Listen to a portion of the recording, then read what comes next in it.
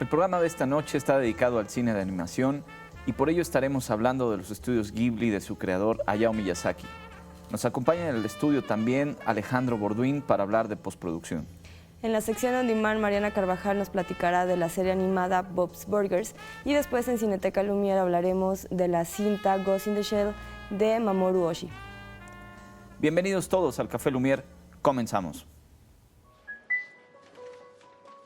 彼の名前は宮崎駿。宮崎さんは朝11時ぴったりにやってきて、夜9時きっかりに鉛筆を置く。そのペースは毎日絶対に狂わない。そんな予定通りできくない。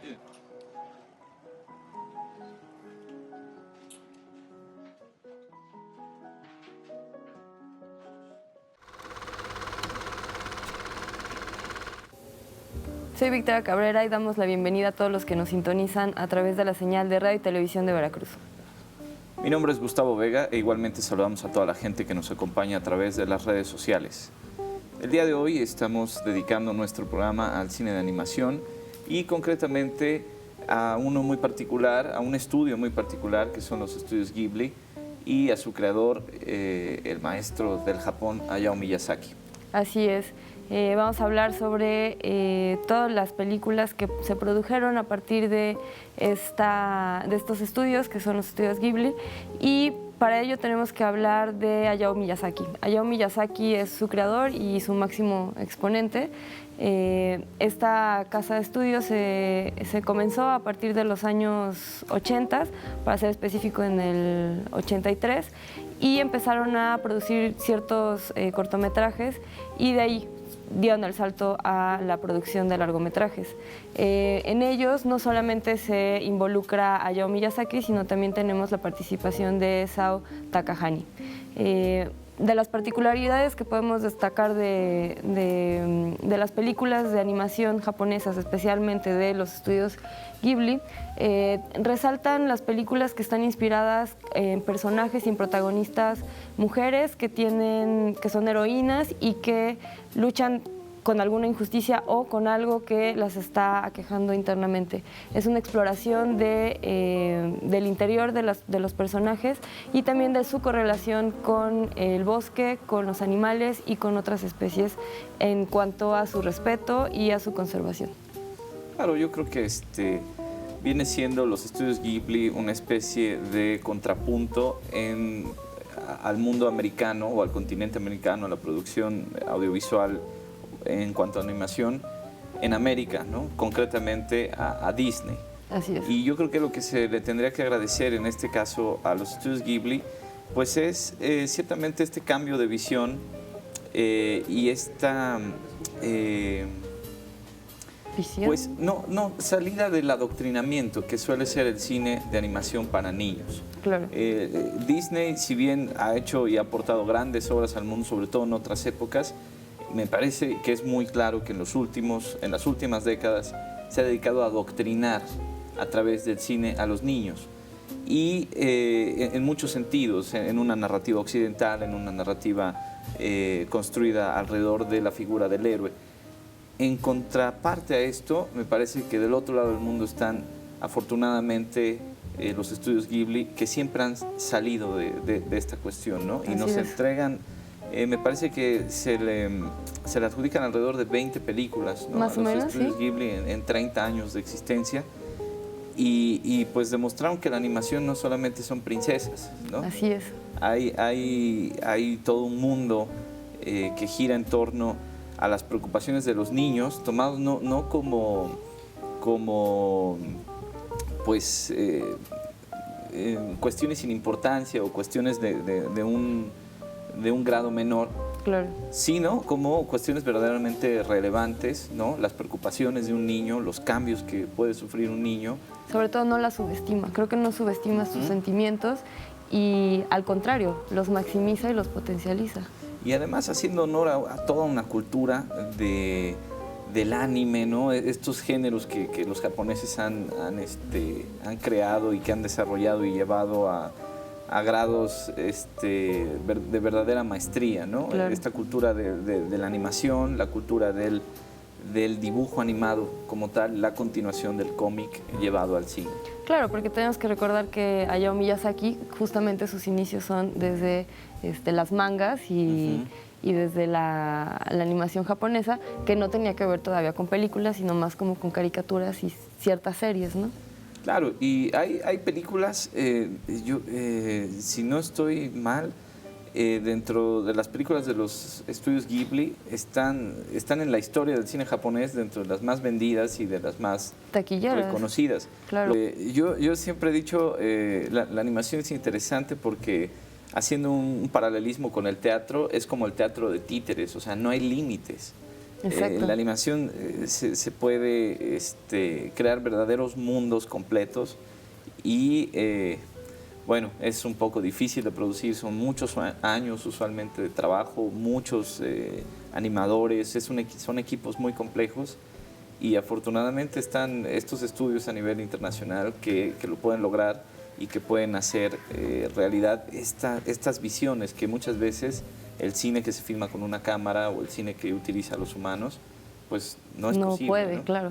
Sí, otra de las cosas también interesantes que rescatar es que, bueno, justamente este proceso largo que mencionas en los estudios Ghibli, tenían un proceso de 5 años para realizar una sola película y con un equipo de más de 100 personas que, bueno, son muchísimas, ¿no? Otra cosa también que es rescatable, bueno, que tenemos que mencionar es que ellos como tal siguen funcionando ya no como productores de largometrajes, sino nada más como agencia de consulta y de, pues como postproducción, pero ya no como tal, porque justamente hace unos años se dio el retiro y se anunció el retiro de Hayao Miyazaki con su última película que se llama El viento sale, no, Ok. El viento sobresale. El viento sobresale. Perfecto. Sí, el retiro de Hayao Miyazaki fue anunciado. Me parece que el que continúa el estudio o la dirección del estudio es su hijo. Así es. Pero es verdad, están como una consultoría para otros estudios, ¿no? También otra cosa que mencionar es que no solamente Hayao Miyazaki es uno de los grandes exponentes, sino también destacar el trabajo de Takahani, como por ejemplo la película de La tumba de las luciérnagas, que de alguna forma, aunque tiene el mismo estilo en cuanto a la animación, es diferente su contenido porque va a una cuestión un poco más adulta en comparación a los temas que maneja Hayao Miyazaki.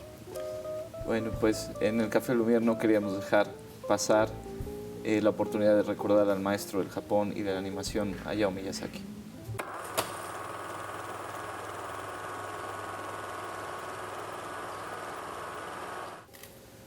Ha llegado el momento de nuestra sección casting y se encuentra con nosotros en el estudio el maestro Alejandro Borduin, quien es especialista en postproducción audiovisual y pues le damos la bienvenida aquí al Café Lumière.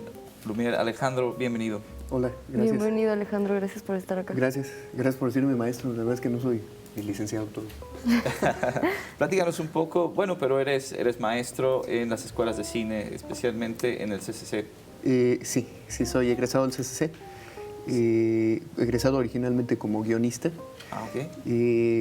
Formo parte de la plantilla de profesores que dan los talleres del CCC, doy en específico uno sobre adaptación de cómic. Y bueno... Alejandro, platícanos qué te atrajo de la postproducción y de la animación desde el principio? Bueno, hace 10 años tenía sueños de gloria cinematográfica, como suelen tener los que se acercan a los 20 y tantos, a los 30. Y junto con 2 amigos, uno de ellos Javier Velasco, realizador veracruzano también muy activo, hicimos un largometraje hecho 3 partes. El proceso duró como 2 años. Estuvimos haciéndolo en Jalapa. Y pasa que me di cuenta que buena parte de la realización es un proceso de conciliar y ceder y tolerar. Hay mucho de extra cinematográfico, digamos, en la realización, y sobre todo en una situación como la que hay en México. Tiene uno que estar rascando mucho los apoyos de donde puede. que tengo que decir que realmente tuvimos todo el apoyo. Tuvimos un equipo de producción ejemplar, me parece, pero finalmente terminamos dependiendo de los deseos de un distribuidor que naturalmente tiene que recuperar su inversión. Y la película era una rareza. No sé si llamarla rareza sea una manera, sea un eufemismo para decir un churro infumable. Pero el resultado es que el recordatorio de que el arte no es una democracia y de que hasta el cine barato es caro y se depende mucho de las decisiones de los demás. Claro. Me mató un poco esa cosa tan romántica del cine. Y entonces empecé a dedicarme a otras cosas que podía hacer más en corto. Y empecé a interesarme más, además de que me gustaba más el proceso de la postproducción y la animación, que es algo que hago yo contra el monitor. Claro. Y cuando se trata de trabajar, bueno, hay que ajustarse a las necesidades de los clientes, porque no todo es tan romántico como las glorias del cine. A veces también las glorias laborales son glorias. Y pues me atrae sobre todo esto, ¿no? Es una cuestión personal. Se sienta uno frente al papel cuando lo hace tradicionalmente o frente al monitor a picar botones. Y pues suena poco romántico, pero es bellísimo. Es bellísimo. Yo lo hago con amor y dedicación. Qué bien. Alejandro, usualmente estaba la idea de que en el cine mexicano era hecho de una manera artesanal, ¿no? Más que nada en cuanto a efectos especiales o con una postproducción muy básica. En los últimos años, tú que estás inmerso en este mundo de la postproducción y de la animación, ¿cómo ha evolucionado los servicios de postproducción en la cinematografía de México? Específicamente en el cine, bueno, hay por ahí algunos estudios, ¿no? Anima está haciendo experimentos comerciales por ahí, creo que tienen como 4 largometrajes. Y hay estudios, hay como 3 o 4 estudios que se mantienen bien. Sí, ¿no? Guadalajara, Cuernavaca, la Ciudad de México, sí. Son polos importantes, sí. ¿no? Sí, Guadalajara, fuera del DF, pienso Guadalajara es el sitio. Claro. Y pues hay por ahí también algunos autores, pienso Carlos Carrera, por ejemplo, que es un dibujante ejemplar y trabaja, entiendo, tradicionalmente. Sí, ganó la Palma de Oro con su cortometraje El Héroe, ¿no? Sí, correcto. Y es precisamente animación.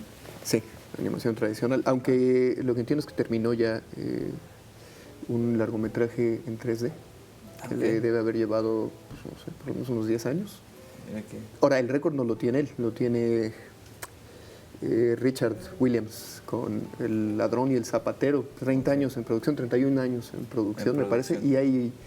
Alejandro, pasando un poquito más a la parte de la postproducción y a la diversificación que puede tener en cuanto a no solo tener postproducción en la cinematografía, sino en otras áreas, y desde tu experiencia, ¿cómo ha sido trabajar con la postproducción desde el área de la divulgación científica? Yo trabajé cerca de 4 años en el departamento de divulgación de la Facultad de Biología de la Universidad Veracruzana. Y bueno, pues tenían condiciones, siguen teniendo condiciones casi heroicas para trabajar. Es un equipo muy pequeñito y prácticamente no tenía nada de postproducción. La ventaja es que hoy la herramienta permite que 1 o 2 personas hagan cargo de casi todo. Y esto es una nota al margen, ya lo dejarán si les parece pertinente, pero acercándome a los 30 me di cuenta que realmente creo que había errado la producción. Me arrepiento de no haber hecho una carrera de ciencias y es muy tarde para empezar a hacer una. Pero lo que sí podía hacer era la cosa que hago, que es el oficio de animación para hacer postproducción, perdón, para hacer divulgación. Y me encaminé por ahí, me di cuenta que me gustaba. Entonces, desde entonces llevo ya cerca de 6, 7 años dedicado específicamente a la divulgación. Sí, es un área un poco virgen en México, hay poca divulgación animal. Claro. Sí, pues definitivamente es un área donde justamente pueden encontrar cabida muchos de los postproductores y animadores de México, que a lo mejor es un campo que no se ha explorado y que tiene muchísimo potencial, ¿no? Sí, es correcto. Pues Alejandro, muchas gracias por acompañarnos hoy, por estar acá con nosotros en Café Lumière. Gracias. Gracias.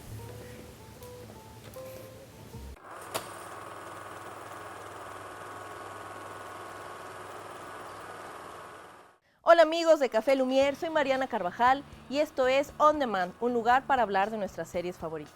Hoy hablaremos de un sitcom animado llamado Bob's Burger, que inició en el 2011 y que ya va en su 7ª temporada. Si no lo conocen, bueno, se parece un poco a Los Simpson y a Malcolm in the Middle.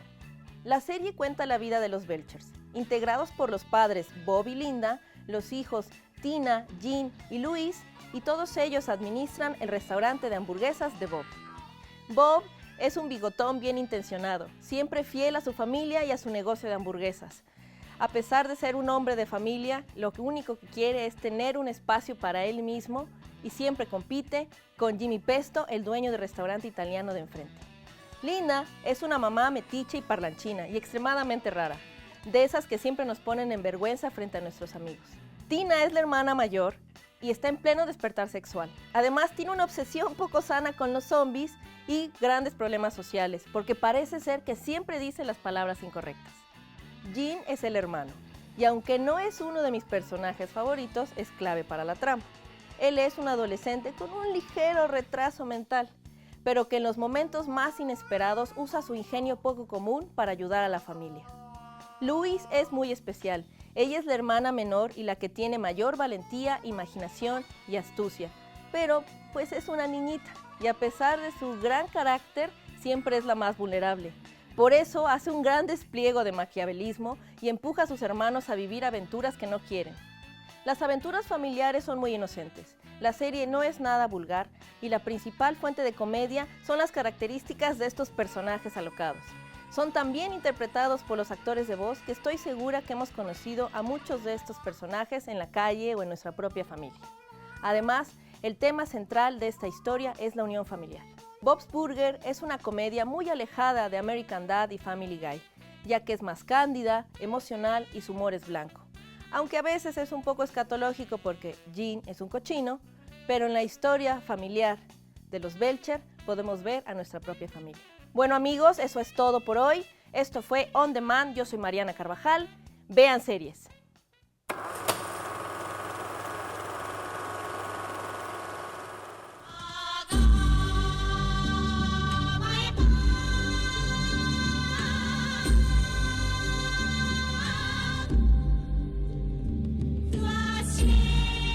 人間が人間であるための部品が決して少なくないように、自分が自分であるためには驚くほど多くのものが必要なのよ。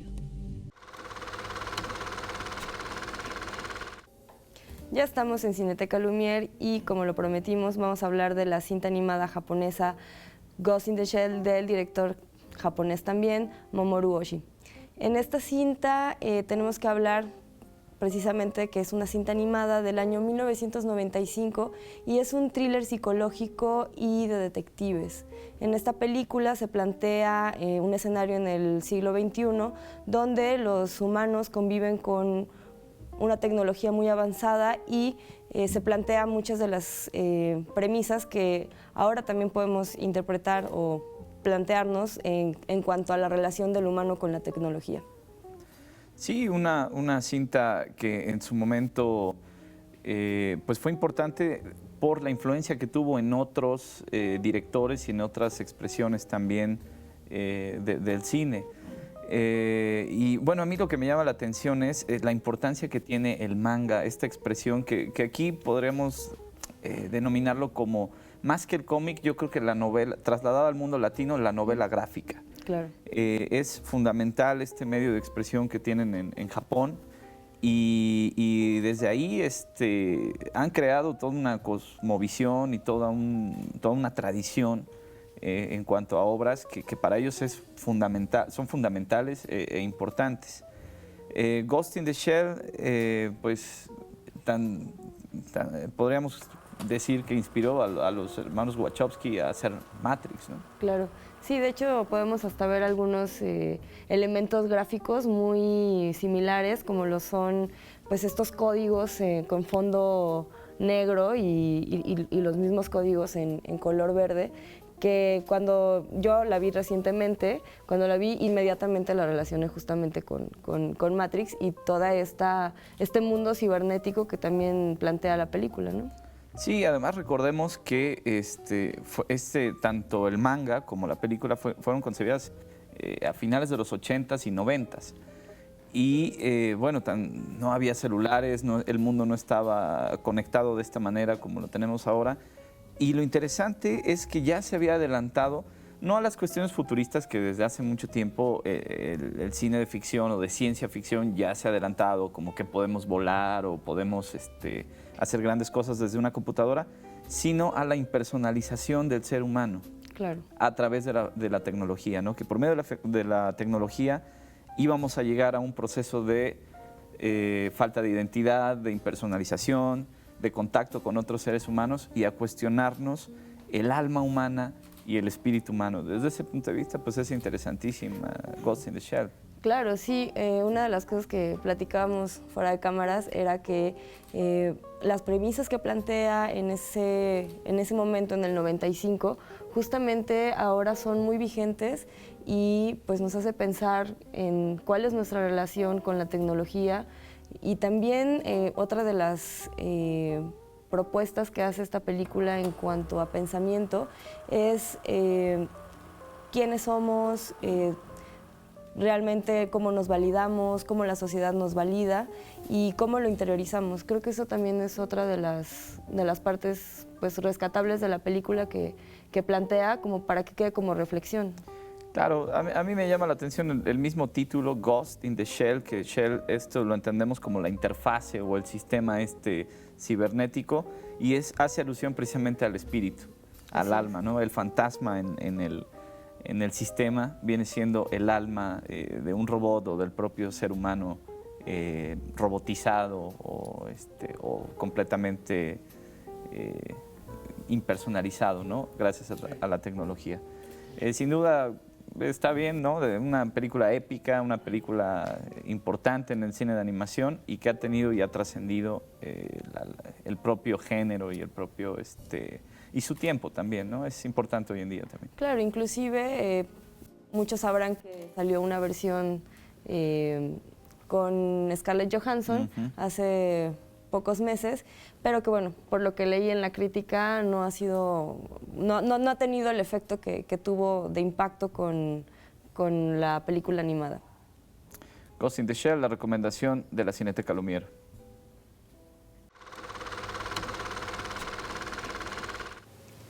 Amigos, hemos llegado al final de nuestro programa, pero les recordamos que tenemos una cita el próximo miércoles a través de la señal de Radio y Televisión de Veracruz.